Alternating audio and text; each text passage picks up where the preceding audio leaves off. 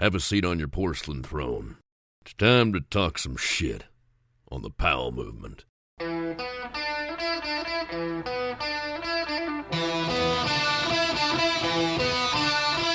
Welcome to the Powell movement. I'm your host, Mike Powell, and I'm recording this intro the morning after a 15-hour travel day. It was brutal, but totally worth it, as we got to spend a week with family at Rehoboth Beach. And last week, for the first time in a long time, I was able to simply relax. I didn't win a shit ton of stuffies like I usually do, because my kid and his friend did that on their own. I did school my cousin in Papa-Shot, and when I say schooled, he scored 225 points, I had 309. And my uncle, the former announcer for the NBA's Washington Wizards, well, he shot a measly 73. Other than that, I spent a ton of time on the beach, the hot tubs, the water parks. I ate a lot of good food, and I'm already looking forward to next year. And speaking of Rehoboth Beach, my Lake Tahoe guest this week, Mike Rosen, randomly happened to be there the week before me, and I shared all the beta about the place with him. And some of you are going to hear me say my guest is Mike Rosen. Who the hell is that? He's not a pro skier or a marketer or a product developer, but you know what Mike Rosen is? A sales rep, the lifeblood of this business. And we talk so much more than just rep stuff, as Mike has had a long storied career with all kinds of roles in snow and beyond. Before we get into it, I want to thank the organizer of the Northwest Freeride Program / incredible dog trainer, Wayne Greavy. We left our French Bulldog Chief with Wayne for the week we were out of town for some much needed training. And Wayne blew away our expectations. While we have to continue the work that Wayne started, Wayne has our dog in a place we never thought he would get to. If you're having any dog issues in the Pacific Northwest, email me at mike@thepowellmovement.com and I'll connect you with Wayne. Finally, I want to ask you to tell a friend about the show. It really does help things grow. And please support the amazing brands that support me. They're Stanley, Peter Glenn Ski and Sports, Elon Skis, Rollerblade, and Best Day Brewing. Now, it's time to talk with Mike Rosen. I started my ski brand career as an ambassador, and this was a role where I would go from ski resort to ski resort, working with K2 ski reps at demos. You had your own K2 ambassador. You worked with a guy named Tim. And tell me the story around why Tim is most likely not in the ski business anymore. Oh boy, there's just so many things. It could be the tiny toolbox he bought. When we sent him to the Home Depot to get tools, basic tools, he bought, instead of a cordless drill, he bought like an electric screwdriver, a pair of welding gloves, a set of pliers, and a flathead screwdriver. And he thought that's all he needed to do the job. That could be the start. I'm thinking more of at the ski demo, the time that he was kind of stuck in his vehicle. Oh, yes. Well, that's why he couldn't do his job that day. If you go back that far, K2 had a partnership with Volkswagen, and we had those Euro vans. And Tim also had all the demos, but did not have a garage, and everything lived in the van down in the Bay Area. So we basically built a wooden box in the van so that you couldn't see anything. Also, if he got in a car wreck, he wasn't going to get impaled by skis. He was going to take a ski break at a demo at Alpine Meadows, and all of a sudden, the marker rep at the time goes walking by the van, and all he could see is a little fist knocking from the inside on the rear window. And basically, Tim had gone inside the wooden box in the van, closed the door to put on his ski boots, and then realized there was no handle to let himself out. And we were mostly mad at Roth because we would have left him there for the day. Roth let him out. Oh, for some reason, I thought that you guys had left him in there, and that was going to be the great story, and that's why he was so frustrated and left the industry. I guess that's not how it really went down. But that's one job that you can break into skiing with. It's like the low man on the totem pole, working for a rep and working at the demos. And when anybody ever asks me how you break into the ski industry, I always say, find your local sales rep, harass him, try to do as much work as you can for the local sales rep, and good things will happen. I say that just talking out of my ass, because really I don't know what to tell people. But you're the local sales rep that I'm directing people to. How do you tell people to get involved in the industry if they want to get a start? Well, I think you're right. Now it's find a rep and try to help out. But if you think back, like you were an ambassador, even John Lyons, who's now my business partner, was an ambassador. Mike Goot was an ambassador. And the K2 ambassador program was kind of one of the last. But at that time, every major brand had a tech rep program. And that's really how you got it. You got one of those jobs. And then you hoped and prayed that a territory came open and you could move up as a rep.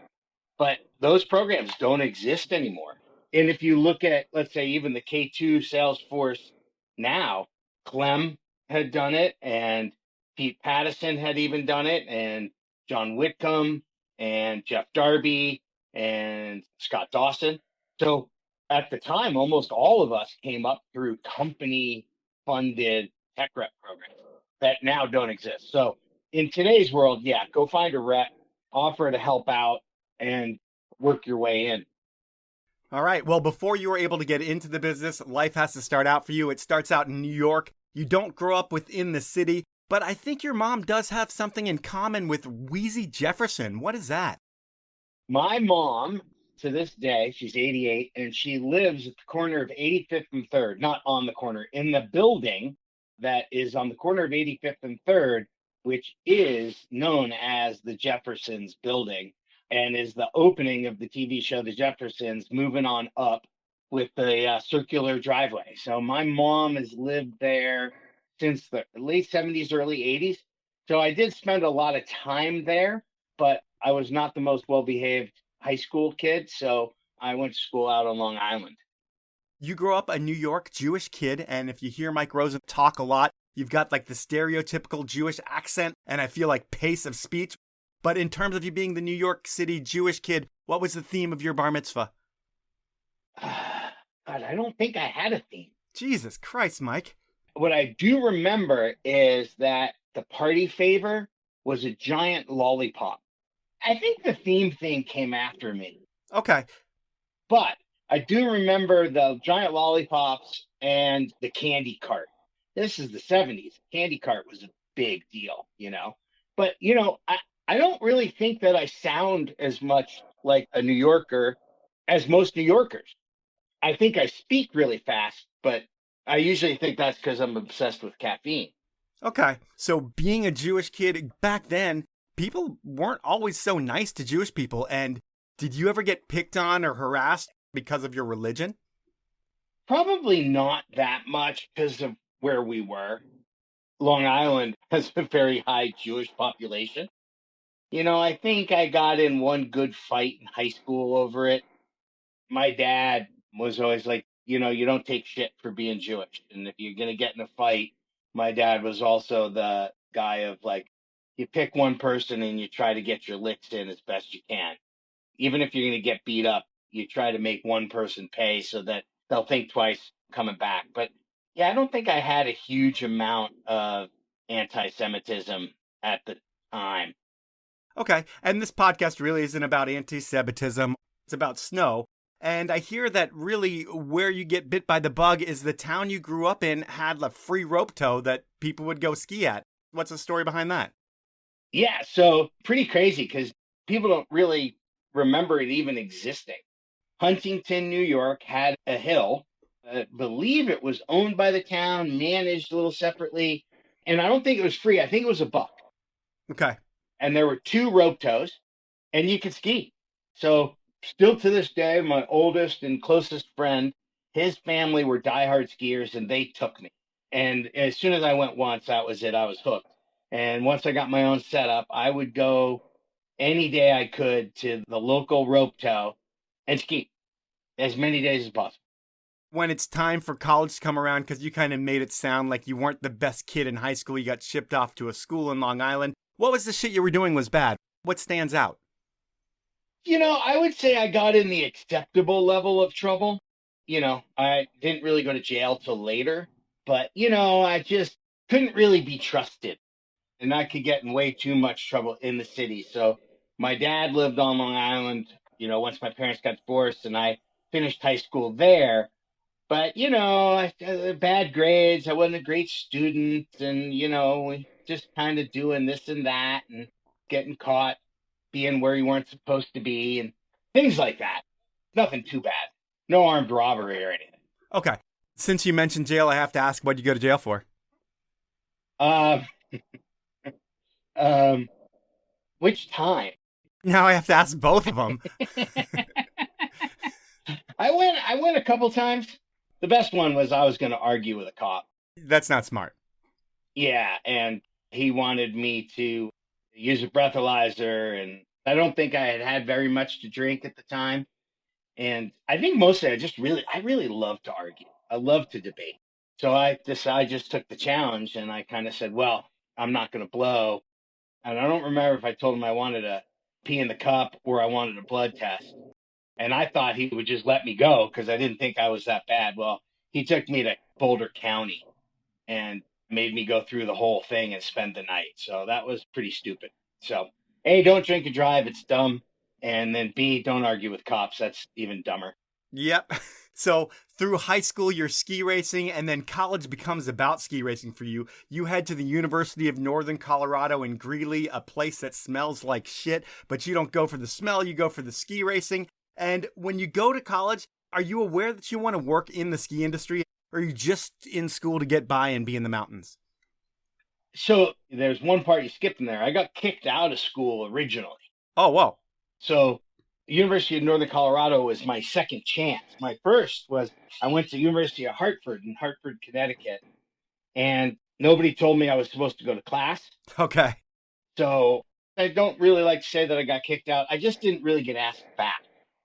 So once again, my best friend in the world, Ron Orland, was the guy that introduced me to skiing, said, you know, you ought to come to UNC and ski race. And I raced enough while I was in Connecticut at a beautiful little resort called Sundown and Attitash and Mount Tom, all the little Connecticut, New England, southern New England ski areas, and kept my points down. So Ron said, why don't you come try to get back into school here and then you could ski race. So I did it, talked my way in, second chance, and then we drove from New York to Colorado. And as we were closing in on Greeley, you can't see the mountains. And I don't think people realize that eastern Colorado looks a lot like Kansas. Right. And here we are driving, and you can't see the mountains. And then the smell of Greeley hits you. And I'm pretty much like, where the hell am I? And what did I agree to? Right. You know, the funny part was initially I wanted to go to school and ski race and have fun. And then I was moving back to New York. I wanted to work on Wall Street. You got to remember, this is the 80s. I wanted the suit with the big shoulders and the power tie and Wall Street. Like, that was my dream. And by the end, I was never leaving and never moving back east. I feel like while you're in school, you meet Billy Jacobs. I mean, is that what you meet him while you're in school? No. So Billy and I met in my first real job in the industry after. And the guy who caused this next chapter in my life is a ski industry legend who I believe is still around. But this guy's name is Gary Gay. And Gary was and still is a rep legend. Gary was, again, this is the 80s. He sold Bic windsurfers, car racks, and Kneissel skis. And he lived in Boulder. He had the van, he had the whole deal. And one time we went to Gary's house to pick up our race skis instead of just getting them shipped to us or going down to the distributor. And I was like, so wait a minute. What exactly is it that you do? This has got to be the coolest fucking thing I've ever heard of. So that was kind of I think I want a job in this ski industry because nobody told me, right? Like I really is that kid in college who went to college because somebody told me that's what you do after high school. And then I really had no idea what kind of jobs or industries were out there. So once I realized that there was a whole world behind skiing, I was like, I want in. So you see gay and you want to be gay. Absolutely. Who doesn't? So through Gary, you meet Billy Jacobs? Nope. I applied to Spyder, which at that time, Billy's dad still owned Spyder, Dave Jacobs. And Spyder was a tiny little company in Boulder with an office. And our ski team in college was sponsored by Spyder. And so my dad was super cool about the whole thing when I decided I didn't want a job in finance and didn't want to move to New York. My mom was kind of ripshit of like, wait a minute, what the hell are you going to do? Hey, am I allowed to swear? Yeah, you can say whatever you want. Okay. Because that's the one part of being a New Yorker I've never gotten rid of. I just love to say fuck. So my mom was like, are you going to get a real job? What are you going to do? So I sent out resumes to 3 companies in Colorado, Spyder being one of them. And I got hired at Spyder. And so did Billy. Even though Billy's dad owned the company, Billy had just graduated school. So he and I kind of started at the same time. And we were the Spyder race department. And what's the story of you and Billy being the Spyder race department and having to go find yourselves a meat locker for product testing? Oh, so, well, there's a little bit of backstory if you want. Yeah, might as well. There really wasn't much to do in the summer, and Billy had taken a huge vacation, and I was still in the office, and I was pretty much screwing off. I was on the phone, but I was still using my computer. I was laying on the floor, and I had a RC car. Okay. I don't know why, but I'm messing around with that in my cubicle. I see out of the corner of my eye, Billy's dad walked by. And I don't think he was too pleased that he's basically paying me to goof off. Right. So about 10 minutes later, over the intercom, there's a call from Jeff Temple, who was the VP of the company at the time. And he said, Rosen and Billy, my office now. And Billy walks by to get me, and he looks at me and like, what the fuck? What happened? We go walking into Jeff's office, which I thought was great because Billy hadn't done anything. But he's like, can you two just try to look busy? Dave's signing checks, and Billy's like, what the fuck did you do? So he said, all right, I have a project for you. So this was at the beginning of like protection, shin guards and arm guards and plastic. Yep. And so Billy and I were put in charge of making all that stuff. And that entailed us going and getting clear Lexan sheets. We took them to this guy that was a typical Boulder hippie screen printer. I think he had inhaled all kinds of chemicals plus lots of illicit drugs at dead shows. And he would screen print the spider web onto these pieces of plastic. And then Billy and I took them somewhere else and we would have them molded. And then Billy and I sat up in the attic of the warehouse and would rivet the straps on. This is when they attached to the sweaters and pants before they were like an aftermarket item. And we were so proud of our work, but then every single one cracked. And we couldn't figure out why. So we were in a little court where Volonsky's was located and the Boulder Sausage Company. So Billy and I had the genius idea that we took a set of shin guards and arm guards and we put them in the freezer at Boulder Sausage and left them there for a couple days, and then went in and strapped them to a 4x4 and hit them with an aluminum bat. And we figured that we would stimulate, hitting gates. And the funniest thing, we couldn't get them to crack, but they eventually, every single pair broke. I actually have a pair of those pants and sweater with all that armor on there of an intact pair that I found at a ski shop in Santa Rosa, traded them a pair of skis for it. It's time for my first sponsor break, and I'm going to start things out with Peter Glenn Ski and Sports. It's summertime, which means if you live on this planet, it's hotter than ever, and that means it's time to get in the water. And Peter Glenn is the one-stop shop for all of your needs. Think wakeboard, water ski, kneeboard, tubes, swimwear. They have everything to make your summer more fun and functional.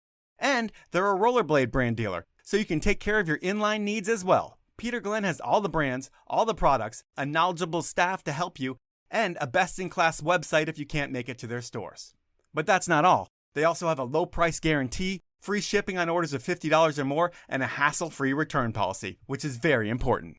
Peter Glenn isn't one of those big guys trying to take over an industry. They're the mom-and-pop shop that you've trusted for almost 70 years. If you like this podcast and want it to keep going, please buy from Peter Glenn Ski and Sports. To find out more, head on over to peterglenn.com. My next sponsor is Rollerblade, the brand that invented inline skates. Rollerblade has been keeping skiers in shape since 1980. If you've listened to this podcast and my interviews with U.S. ski teamers, all of them use Rollerblade branded skates to get where they are today. It's the only all-season sport that mimics the motion of skiing and utilizes the same muscle groups. So really, it's a no-brainer that if you want to get better on your skis, in the park or at speed or anywhere really, inline skating is going to make you better. Remember, Running wrecks your knees, and biking is proven not to get your legs in ski shape. If you want to start ski season like you left off last year, download yourself Rollerblade's award-winning Skate to Ski app, pick yourself up a pair of skates, and get to work. You can thank me in early December when you're surprised your ski legs are that strong. To find out more about all things rollerblade, head on over to rollerblade.com.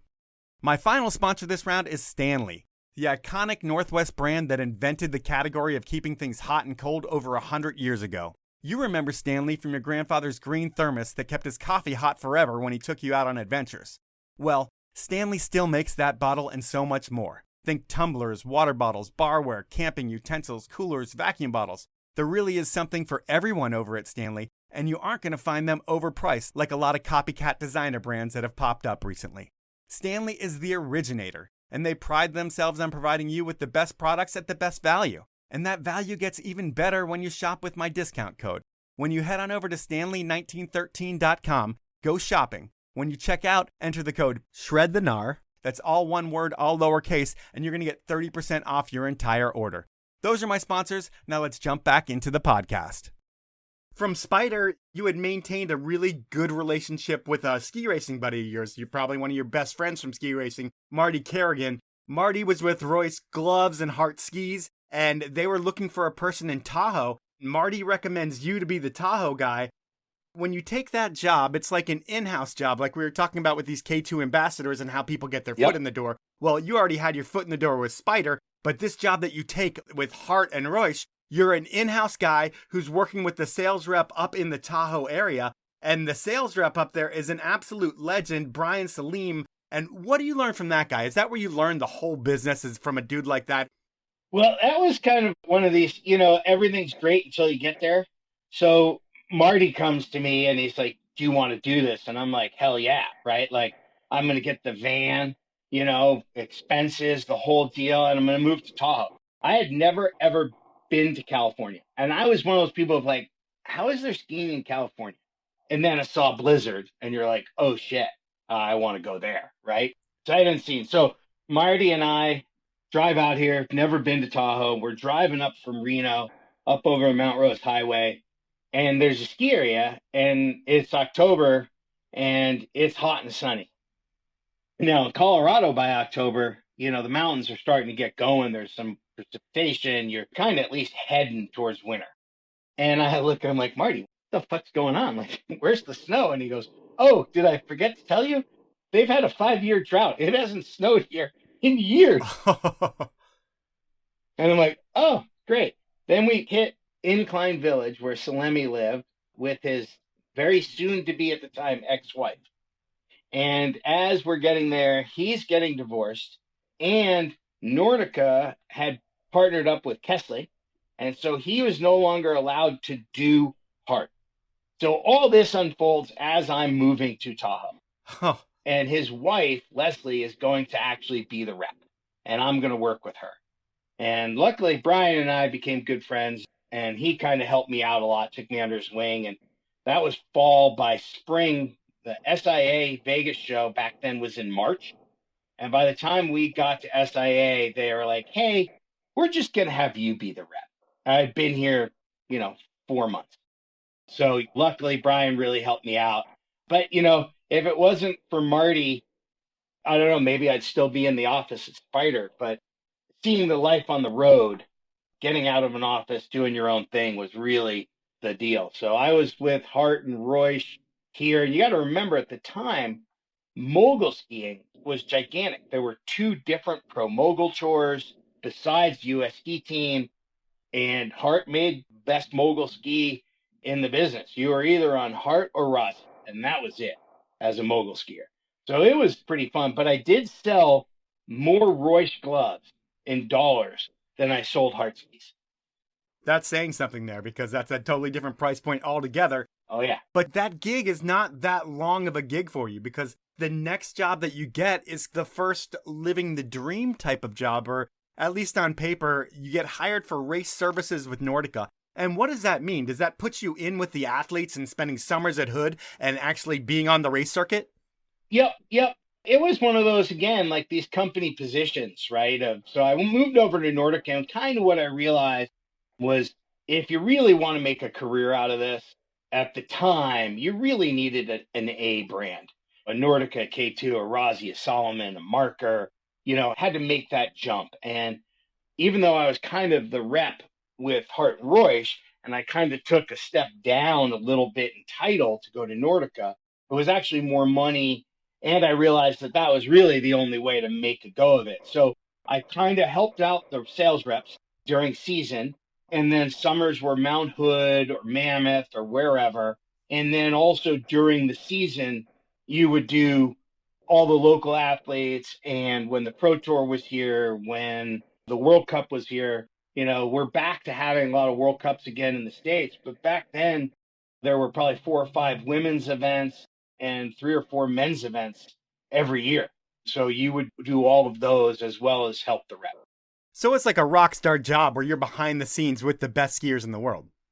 Oh, yeah. It was a blast. It was a kick in the ass. You were traveling, you had all the cool gear, you had credentials at every event, and no wife, no kids, no nothing, just on the road partying and skiing. That sounds amazing. And then when you're doing the sales rep stuff, when you're not at Hood and not at races, you're working with Pete Pattison. Pete's a legendary sales rep, a legendary mountain man who's just a total badass in the mountains as well. But what's interesting about that time is it's like the beginning of computers in the ski industry. And everybody's building their order forms. And that's like the lifeblood of the industry is you have a catalog, you have an order form, and that's the business right there. And with the Nordica order form, you and Pete figured out that their order form didn't work. What happened with that? Yeah, we had a glitch. So I moved back to Colorado from Tahoe to basically take my first Nordica sales position. So Pete was the main man.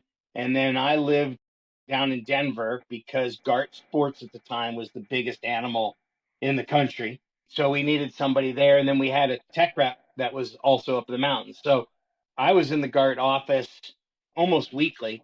And Nordica was really one of those first companies. We had little Apple laptops. The screen was like a 4x4, 4 inches by 4 inches. It had a trackball too, which was pretty cool. And we're in the office and we had to get the guy from Nordica on the phone. And the buyer there at the time was Bill McCall, another ski industry legend. And he thought it was funnier than shit because they had only built it to put 2 numbers in a cell. So if you were going to buy a boot and a 27.5, you could get 99 of them. Well, Gartz was buying hundreds.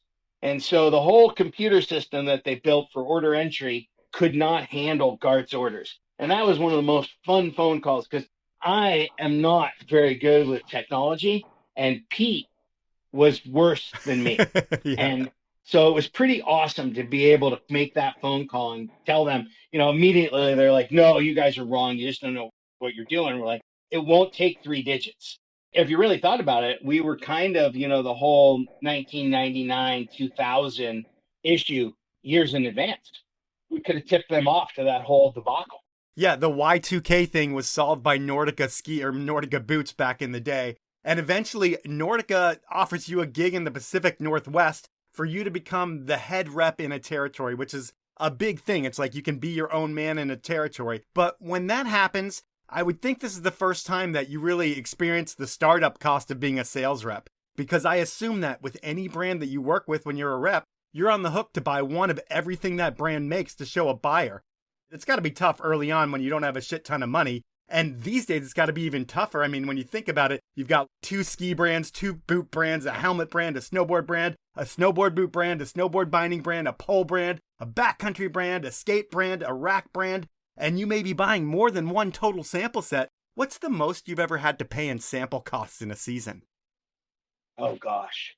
Well, first of all, you don't ever pay it, right? Like the profit, and this was I don't remember which rep. I was so fortunate to work with like amazing people, like you mentioned, Pete, and the very recently late great Steve Marks. Yep. Bruce McKenzie, and all these guys had taught me so many things. But the devil's in the detail, and the profit is in the samples. And if you don't keep track of your sample bill, you won't make any profit. And so I would say one of my biggest years are probably $50,000, $60,000 in samples. And having a home for them and making sure they all go somewhere. But I will tell you, nobody tells you exactly, right? So, first of all, when they offered me the job to move to Seattle, I had just built a really cool house on a water ski lake in Denver. I was pretty settled in and loving the gig. And the sales director at the time invited me to his house for dinner and got me hammered on martinis. And even his wife's like, "You're not deciding today. You're going to call Gary back in the morning because right now you'll say yes to about anything." Right. And then I drove up there and I actually took Nordica over for the Pacific Northwest from Steve Marks, who had left Nordica after 21 years to go to K2 with the new sales director there, Bill Nickel, who had also come from Nordica. And Steve luckily really helped me out because K2 at the time didn't have a boot.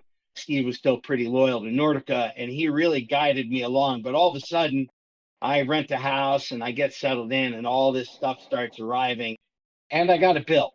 The companies are very quick. They're slow to pay commissions, but they're always quick to send you an invoice. And while they don't give you total landed cost, you get a really good deal, they're still making a little bit of money off the reps. And given you can turn around and sell your samples and make double the cost of them, but the brands are making money off the sales reps. In the whole equation, really, they give you a catalog, they give you an order form, and they give you swag, and then everything else is on you, right?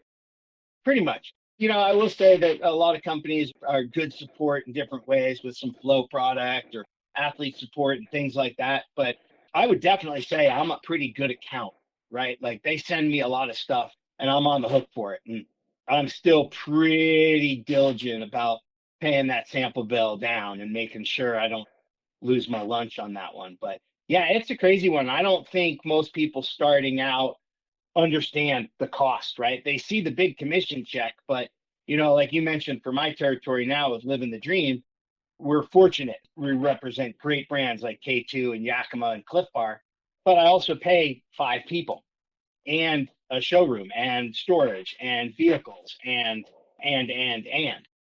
there's always people that are like, "Oh my God, I can't believe how much we pay the reps." I'm like, do you understand what our expenses are? And when you start out, those first years, you're one of those guys that's like fully ADD. I don't know if it's diagnosed, but you're on the road, constantly in people's faces, constantly talking, because that's how you do stuff, 110%. And to do that means you're probably on the road like 100, 150 days a year in those first few years. And there's an exorbitant cost that goes with that as well. Oh, yeah. And think about it, gas, I live in the lovely state of California. We pay $5 plus a gallon. And not to do the I'm old and I remember when candy bars were a quarter, but I do remember gas at $1 and the commission rates haven't gone up, but just the fuel expenses, 5 times as much, right? Yeah, and when you say the commission rates haven't gone up, I would think in some cases with commissions with big accounts, if you have a huge account like that one shoe place that's near you, I can't really think of what it is off the top of my head. When you open an account and you start doing great business with them, it's a shit ton of money in your pocket in the beginning, but then the brands see that, hey, we don't need the rep in this place, we can take it over, or we can work with the rep, and all of a sudden commissions get cut on those huge, huge accounts. Have you experienced that as well? Yeah, there are always ups and downs. But again, I think I've always been fortunate to work with great brands. And there's usually somebody in there who's the voice of reason that is like, no, we cannot manage that ourselves and supports the reps. When I first went to Yakima, one of the biggest Yakima accounts had been taken in-house as a house account. And it was basically in the dumpster, right? Like the numbers were so bad because nobody serviced the account. And one of the reasons we were brought on was they gave us back that account.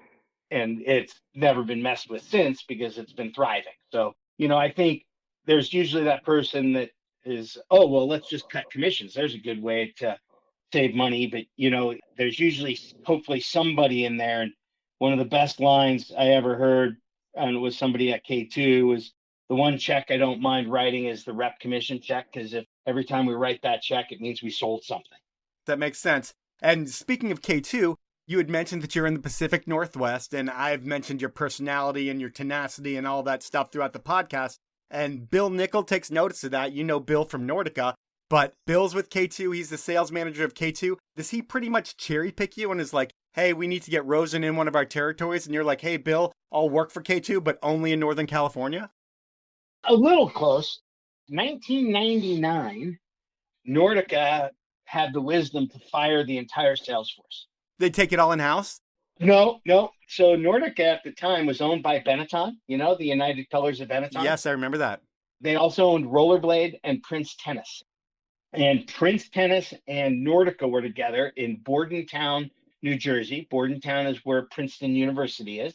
And then Rollerblade was in Minnesota. And the two presidents of the two different groups pitched Benetton to take the other over. And the Rollerblade guy won, and he took over Nordica and Prince and had the vision of these like super agencies with warehouses, and they fired everybody. It was kind of a bummer. And I learned a valuable lesson: never let one brand dictate more than 50% of your income.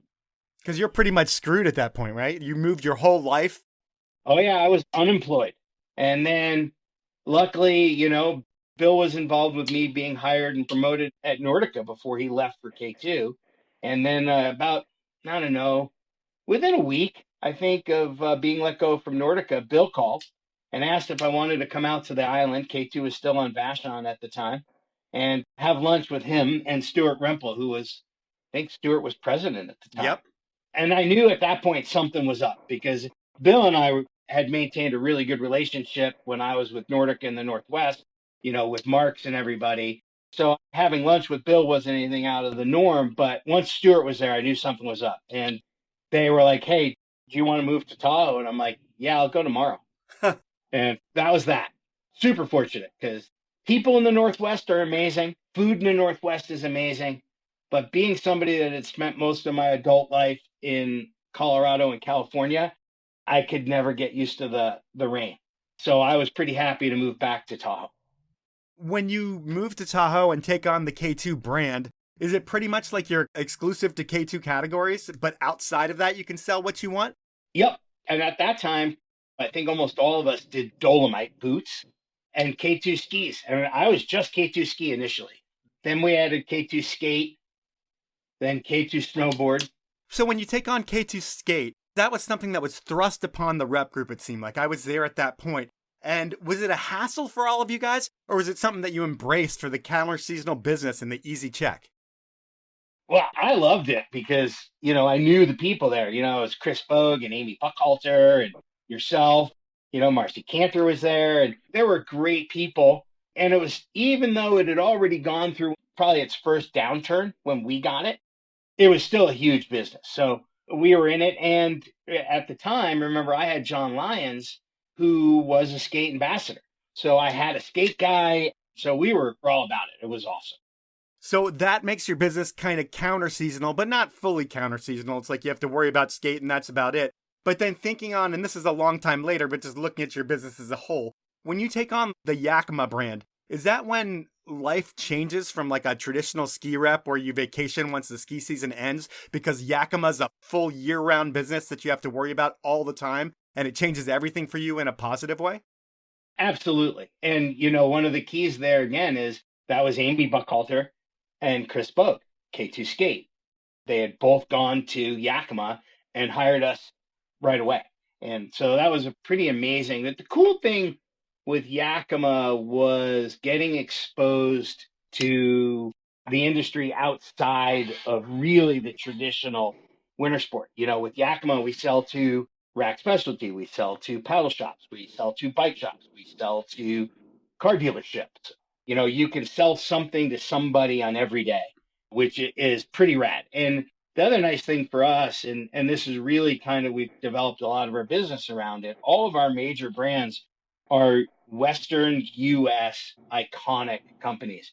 Yakima, was one of the originals in the category. And while it was started in Yakima, Washington, it was in Northern California for a long time before they moved the brand up to the Portland area. And, Cliff Bar being from Northern California, and obviously K2 is about as iconic to American skiing as you can get. So pretty fortunate that we have that, but it really changed the year-round model and really a sales agency, and not just Johnny and I just trying to figure it out as a couple of reps. It's time for my second sponsor break, and I'm going to start things off with Elon skis. I started telling you about Elon building a cult following in the States about 3 years ago. And if you're like me and heading to the mountain on a weekly basis, I know you've been seeing more Elons by the day. Why? Because they'll make you a better skier. The product that Elon puts into the market is second to none. I mean, Elon's a company that also makes luxury yachts, so you know they're not going to cut corners on materials or production. They're built in Elon's proprietary factory, one of the most sustainable in the world, and the difference in quality is noticeable. Walk up to any ski wall and compare the craftsmanship of an Elon ski to the rest, and there's a difference that you will see and feel. But when you get them on the snow, that's where Elon really shines. From my ripstick models to my new favorite twin tip, the Playmaker, Elon keeps making better and more fun skis every year. If you want to have more fun on the mountain next year, head on over to elonskis.com and find the pair that's best for you. My final sponsor is Best Day Brewing. And I'll tell you, I've been loving having Best Day as a sponsor, as it's really helped me change my ways. See, I'm a binge drinker. While I don't drink that often, when I do, I put a bunch back. And my issue is that, like with everything, I drink way too fast, and within a couple of hours, I need to go home because the alcohol has gotten the best of me. But not anymore. Now I'm managing my fun time by making sure that every other beer I drink a Best Day. And by doing that, I've been having my best days and nights ever. I can stay out longer, I'm coherent, happy, and I don't feel like crap in the morning. And they taste so good. I'll put a Best Day Hazy IPA up against any alcoholic IPA in a blind taste test, and you won't be able to tell which is which. On top of that, Best Days are only like 60 calories, which, like drinking less alcohol, is something that I think about these days. While I'm not asking you to quit drinking by any means, please support me and your health by heading over to bestdaybrewing.com and order a six-pack or two. Those are my sponsors. Now let's jump back into the podcast. More recently, you've picked up Cliff Bar, and I would think that one is one of the easier brands that you have to rep because they do such a great job in marketing, and I would think it's basically a reorder business for your accounts. Is that just easy money for you now? Well, I'd never say anything is easy money, but kind of the cool thing is, think about it this way: that average person keeps a pair of skis 5 to 10 years. Somebody might buy a Yakima bike rack, and they might have it forever. If you bought a Cliff Bar, you're going to eat the Cliff Bar. And if you eat the Cliff Bar and you like it, you'll probably buy another one. So it's kind of interesting because it's the first time we've ever sold a consumable. They go away, and then you buy more. Well, there's a couple other consumables we'll talk about, but we'll talk about them in a little bit. Back when you and I worked together, we would have sales meetings once a year. All the reps would come in, look at all the products. They would bitch about the shit they didn't like. We would change the things that we could change. And while that continues to go on a yearly basis, eventually we created a rep advisory board. And that was pretty much, we're going to bring in 5 of the most important reps who have a heavy voice, and we'll bring them early in on the development process so they can give us feedback. You had the loudest of voices. You were not afraid to say exactly what you thought about product, whether we wanted to hear it or not. It did not matter because you were doing it for the benefit of the sport and the products. But in thinking about that, what changes did you ask for in meetings that you were really against that actually happened with the products? Because I remember you coming in hot and heavy on a lot of different things, but were a lot of changes made, or were those meetings just to appease the reps? I think we've always had a good input. Trying to think of anything that we really changed.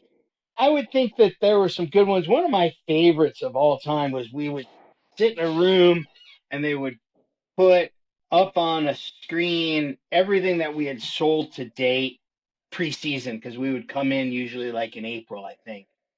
And then K2 uses the term buckets of when they produce things in different buckets at different times of the year. So we would look at what we've sold, what's on order, and what we want to put in the last bucket if we need to bring something down or bring it up. And there was a fat ski, the Apache Chief, and I loved it. It was our first real move in fat skis from the AK launcher. And I told Petrick how many I wanted, and he wrote on the board and had Bill Nickel put it into the spreadsheet. Rosen will sell. I was on the hook for that one. And then I'm sure you've heard this story before, but when Shane was still alive, and he, was famous for sending all these things up to K2, including the original drawing of the pontoon. And he always felt that we should call a fully rockered ski the schlong. And not because it's inappropriate, because he felt it was incredibly appropriate and that it was a short long. And so I still, to this day, even though nobody there really remembers because nobody's there that was around at the time, but we used to almost every year when we were coming up with names for fat skis, I would raise my hand and suggest we would call it the schlong, which was never going to get past anything ever. I mean, you had a boot called the BFC. Why couldn't you have a schlong? I don't know. Well, the BFC was when Ben Wallace convinced Clem to leave another ski company and come work for K2. He promised Clem, and Clem's a pretty incredible skier, very well accomplished, and promised Clem a pro model. And so the BFC was, built for Clem. Okay, that's what the story is now. That was always the story. All right, so you go to a lot of these sales meetings, and there's some meetings where you go and you see the product line and you're like, holy shit, we've got something really good here. We've got a lot of stuff that the dealers are going to love. There's going to be the push, there's going to be the pull. But have you ever come out of a sales meeting like, these guys really don't get what's going on, or our product line is really not what the market wants, and this is going to be a tough year for me? Well, there was and our good buddy Chester about came over the table at me because we had the mod skis and then we had the Patriot series. So the mod were kind of our free ride skis at the time. Yep. And then the Patriots were kind of like a modern racy kind of ski. And then the package skis were called Freedom, and they were terrible. And we were in Whistler at dinner. There might have been substances involved. And we kind of went off on how bad these were. And Chester took it personally because he had designed those and told me just how lucky we are that we actually have skis to sell. But we were like, there's no fucking way we're selling these to anybody. And we were right. They were terrible. The funny thing is, Chester's a great guy, but he's the one guy who stayed with K2 from the 80s to now. So he's the longest, probably tenured ski employee at K2, and the only dude who never skis ever. Does not put skis on, period. He's a college football player. Yep.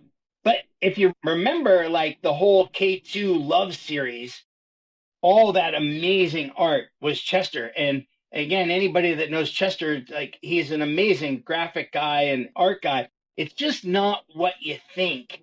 And he would tell you how he would be in his basement, fueled by Budweiser at the time, coming up with these ideas for women's art. Pretty amazing that came from that guy.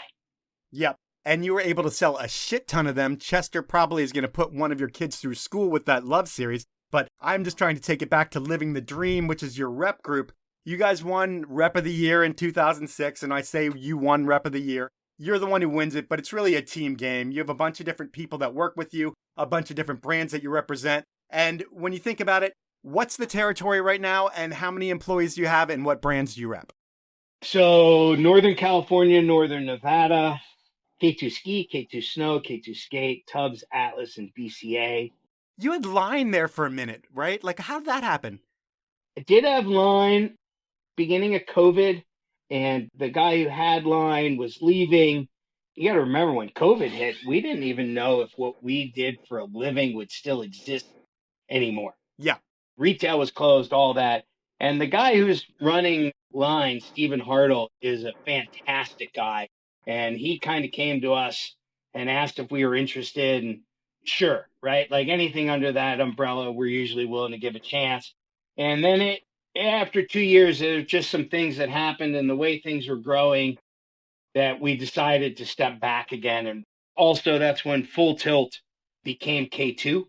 And so it didn't work as a standalone within our agency. It's not worth your time at that point.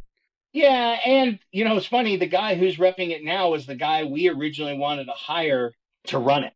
That was the other thing. At the time, we had somebody that was going to come on and kind of be the face of the brand. I've never wanted to be a brand collector if we can't be authentic, it's not what we're going to do. So we shed that one, but still with 6 brands under the K2 umbrella, and then Yakima and Cliff, and then a couple little things. We work with Sweet Protection, great brand from Norway. Do they compete with your helmet business with K2? I don't understand the question. Okay. We'll leave it at that. Yeah, senior moment. But again, we're so fortunate to have such cool brands. And really, we've got Johnny and myself, and then Ryan Otterness down who lives in the Bay. We only hire people named Ryan when possible. So we have Ryan Otterness. And then we have another Ryan, Ryan Anderson, who's been nicknamed Buddy because he reminds us all of Buddy the Elf because snowboarding's his favorite. It could be pouring rain and Ryan will still go snowboarding. So he technically would be the third Ryan because we had Ryan Lindquist and Ryan Otterness and now Ryan Anderson. And then Shannon Owens, who is our kind of our event guy and tech guy and handles all the pro sales and all that stuff. So was that five? Five of us, I think? Yeah. Yeah. You've got this business, 5 people that you're responsible for making sure that you're paying their wages and everything, and they're working their ass off for you and living the dream. And we're all in an industry of snow farmers. And when you have a season like last year where the snow is ridiculous, I'm sure everybody looks like a genius. You know, everybody's selling through all the product. The years that we don't have snow is when you guys really make your money and you're able to show how good of reps you guys really are. And I know with you, during one big snow year, you gave your sub reps snowmobiles. And that's incredible to me that you were able to give a $10,000 gift to one of your employees or 2 of your employees back then. And when I think about the business, is it a business where if you have the right brands and right relationships, even in a bad year, you can personally make a couple $100,000 after expenses just because that's what the business is? I think it all depends a bit. But, you know, what I always say is that a good rep gives you another 20%. Right? There's always that theory, oh, you know, such and such brand is so strong and they already have all the distribution. A trained monkey can do it, but not really, right? You know, you could take a great brand and a great account, and it's knowing all the rocks to turn over and all the opportunities, whether it's, you know, let's say in skis, junior lease, rental, demo, event specific, you know, oh, did you remember your poles? You know, we always get in the caddy shack, you know, that hat looks good on you. Give me a thing of the naked lady tees and the pink balls, right? So I think that there's a certain amount of business that'll get done no matter what with good distribution and a good brand. But a good rep and agency gives you another 20% good years and bad. So that's the big separator is it doesn't matter what the year is. You're always going to be 20% higher because you're a trained professional who's really good at what you do. Yeah. I mean, I'm completely unemployable besides the job I have right now, but I'm pretty good at this one. You're pretty good at this one, but then I think about some of the things that you've sold over your career, and they're interesting for me. You were one of the only reps I know, really, that were selling canned air early on. What was the sales pitch for air, and why did that not work? So this was what, early 2000s, and this was when energy drinks were taking off. This was kind of the big boom of Red Bull, other people trying to get into it. And this was a Marty Kerrigan. And Marty came to us and said, hey, these guys have this canned oxygen and it is sexy. It was packaged cool. It had a really neat dispenser top to it. And the little cylinders were supposed to look like a Red Bull can ish, size and shape, right? Yep. And the whole idea was you grab this thing and you take 2 or 3 hits of it, good solid inhales, and you're going to get an energy boost, just like you would from drinking a can of energy drink or drinking a Red Bull. And we thought we were going to make, like, this was it. I remember being out with Darby and Anderson one night going, what are we going to do with all the money? This is going to be so fucking huge. Like, we're going to have to figure out how to spend it. And then SIA, and if you remember, I had a really good buddy, Hector Moreno, who was one of the key guys at the Hard Rock, and he would set me up with this baller suite, and the Oxygen Plus guys had sent us cases of it. And we had it set up on the bar. We were going to entertain and all this stuff. And in comes Scott Dawson, who, as much as I believe in excess, Scott believes in excess on top of the excess. And he was going to sell it to him and John Whitcomb. And he picks up a can, and you're supposed to have 2 or 3 hits, right? 2 or 3 good long inhales. And Scott drains a can, and the whole room turns and looks at him. And we're like, well, and he goes, I got nothing. And needle across the record. We were like, oh, fuck. And so we placed it. And also, you think about places like, Colorado and, Jackson Hole and Tahoe, people coming from sea level to elevation, canned air. Here you go. Boom, boom, boom. Nope, nothing. And we made literally no money, but at least I can say I actually sold air. That was an interesting move right there. One of the smarter moves that I think you have that didn't work for some reason was the bamboo bottle company. And I feel like it was such a smart move because you were going shop to shop and all of your rep buddies are going shop to shop. And at this point, no one wants to use a single-use plastic bottle anymore. That's why everybody's using Stanley bottles. But back then, you were going to try to make something as good as a Stanley bottle. And you created the bamboo bottle company. And it was going to be your own brand that you were going to sell store to store. And you were going to build your own brand. What happened to that? Watch for it when I retire. I'm going to write a book or write an essay on it. I think it'd be an amazing study for business school of how a bunch of really smart guys had a great idea and ran into every single possible thing that could go wrong, went wrong. I still think it's a fantastic product. We still own patents and trademarks on it, some great IP, but literally everything that could go wrong, from our bamboo suppliers screwing us to our tops not fitting because we produced the glass in one place and the plastic somewhere else. So they didn't actually ever check to make sure they worked 100%. We learned a simple thing of we had the design done and the molds done for certain parts and missed the thing about having them optimized, which now I know what that means. But nobody ever checked to make sure it all worked together. So, that was a company that was funded and fueled by friends and investors. And probably the first time in my life where I really felt like I failed at something professionally and let a lot of people down because a lot of people had faith in us. All of my rep buddies and lots of friends and family, nobody put in an insane amount of money, but everybody put in a little money and we all lost it. Well, that sucks, but it's part of taking a risk. And I think it was a great idea because you had the distribution. And really, in this business, if you have a product that's good and you have good distribution, it's tough to fail unless you're born to fail. You weren't, that just didn't work out. It sounds like you weren't there on site for production. And like we've learned at K2, if you're not at the factory and you don't have people at the factory and you're making stuff in Asia, it will go wrong. So you always have to be there. And that's why these big companies can make it work, because they can employ people that live over there and make sure the products are done exactly to spec. But you guys didn't have that luxury. Unfortunately, that sucks for you. But you know what? Everybody that you work with has had an amazing career in the business that I know of. And at this point in the show, it's time to talk about something else. It's inappropriate questions time. What that means is I get someone that you know to ask 3 questions, and they can be anything. And I was able to get someone that spends probably just as much time with you as your wife to ask the questions. I'm talking about Johnny Lyons, your sub rep since about 2001. He is your right-hand man with everything that goes with living the dream, your business. And Johnny's going to jump in with 3 questions. Are you ready for question number 1? Absolutely. 1, what's the worst sales pitch or the worst product that he's ever sold? I tried to bring it up earlier. I sold skis made of air. What do you mean you sold skis made of air? So this was another lovely Nordica Benetton deal. They had a construction called fiber tube, and the way the Austrians would say it was a fiber tube. And it was 3 fiberglass tubes sewn together, and that would basically was the whole body of the ski with a cosmetic over the top. And they weighed nothing. They skied like shit. And there are 2 great things. We were at Vail for a dealer launch following the World Cup, and we're tuning and mounting all these skis, and none of the bases are flat. And we ground through a pair trying to get them flat.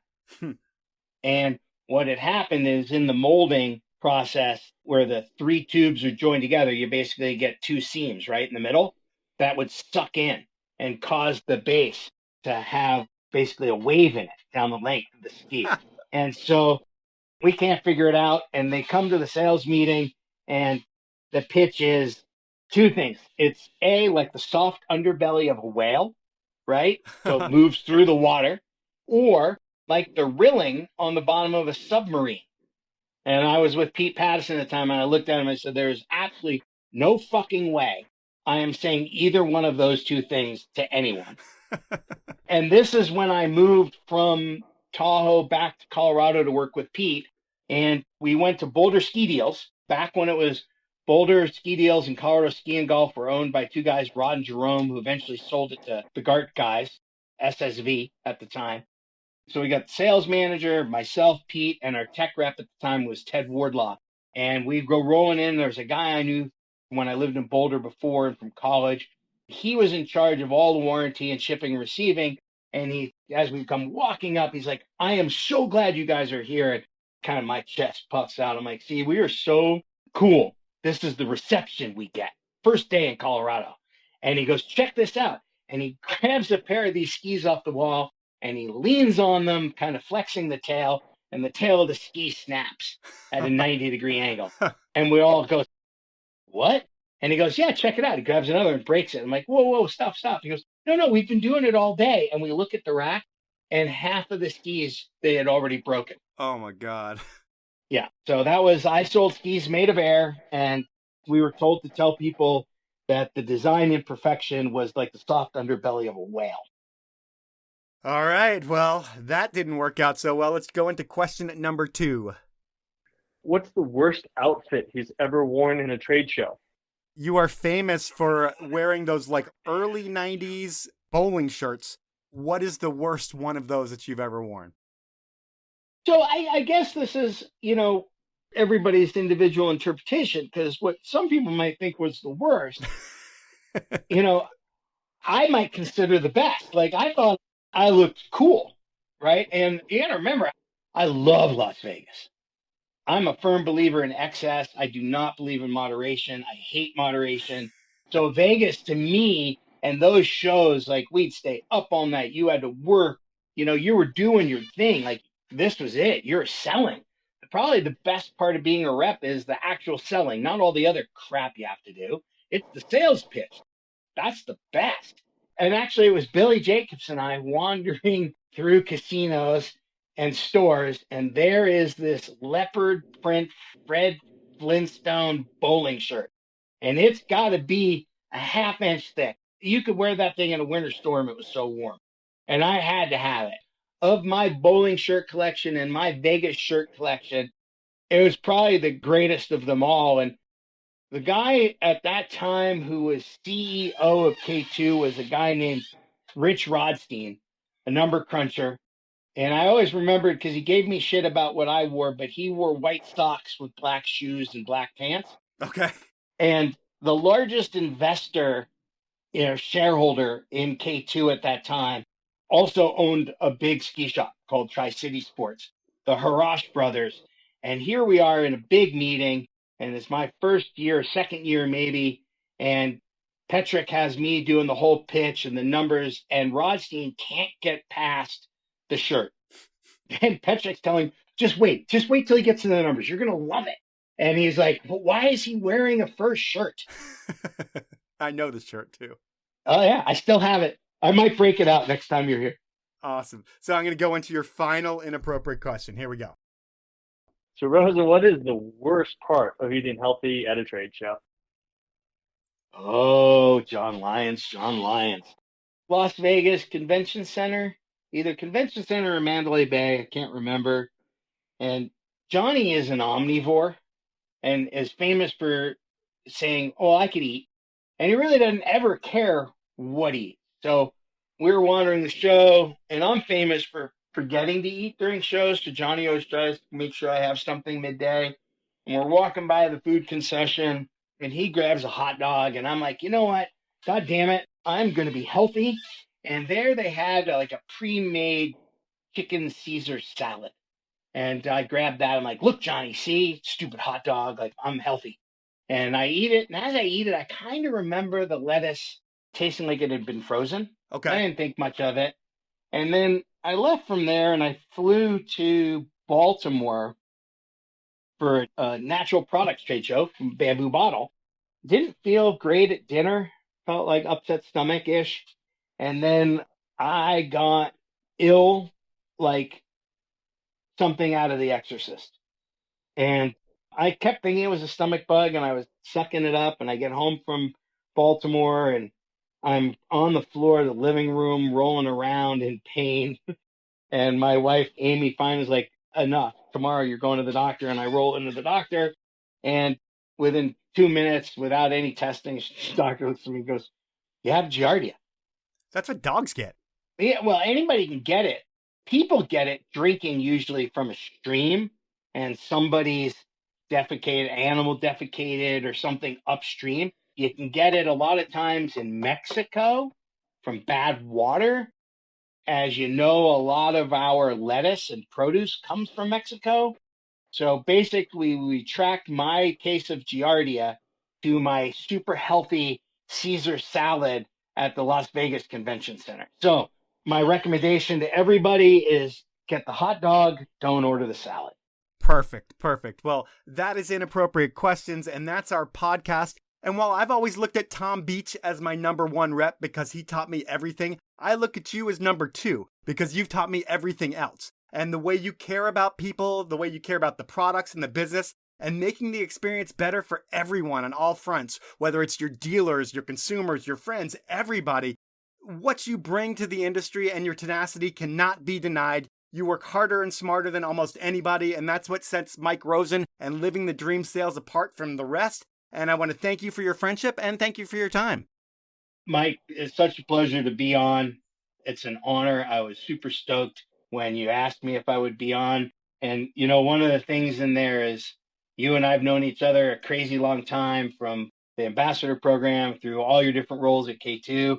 And at this point, we don't work together. We're just friends. And I think that's one of the best parts about our industry is all of the friends that we get to make through having worked together. So that was time with Mike Rosen, and what a life a ski sales rep can live if they're good. Mike has a charmed life in Palisades, Tahoe, and when his knee's good, he skis more than most of us. He has a beautiful family who has all the things based off of sliding on snow. While I talk about money a lot, I don't have as much as I should, as I spent 15 years making pennies in the ski industry. And while I loved every minute of it, I bet I would be living a whole lot more of life if I went the sales rep route. Salesmen get paid unless they suck, and Mike and his crew, they don't suck. That's the podcast for this week. This is the place where I would normally read the review of the week. I've had some reviews and some emails with reviews in them, but they were all too vanilla to read on the air. So please make your reviews interesting, and if I read them, you'll get a prize. So thank you for doing that. Thank you for listening, and please email me at mike@thepowellmovement.com with any questions or concerns. Finally, please support my loyal sponsors. I only work with the best brands, and they are Stanley, Peter Glenn Ski and Sports, Elon Skis, Rollerblade, and Best Day Brewing. Have a great week, everyone.